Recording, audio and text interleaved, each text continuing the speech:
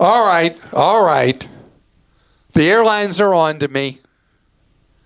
I figured out something about airline pricing that I shared with you a good while ago. That when you're buying a U.S. domestic ticket, which almost all travel people do, is within the United States, that it was much cheaper to shop for tickets one way than round trip. And the reason is that the airline that has the cheapest fare one way may not be the one that has the cheapest fare coming back. So as people would shop one way, going one way, returning, they were consistently saving a lot of money on their travel. Well, the airlines didn't like that this became a spreading practice, and I wasn't the only one yapping about this. So Thrifty Traveler, which is always watching the airlines for us to see what games they're up to, did recent research that found that half the time now, airlines are quoting higher fares when you shop one way than you do round trip. So it's a 50-50 thing, where before, overwhelmingly, you were getting a cheaper fare shopping your fares one way.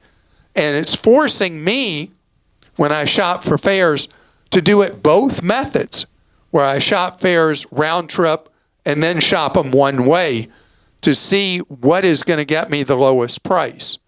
So far and away, in their research, 2/3 of the time, Delta is quoting higher prices each way if you shop one way than if you shop round trip, to try to keep people from doing what's called, they used to call it plating away, booking away from the airline you fly going, that you fly somebody else returning.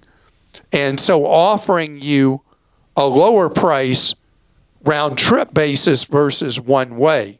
That's skewing it, because in the industry otherwise, it's actually a better than 50-50 chance that you're going to potentially save money shopping fares one way instead of round trip.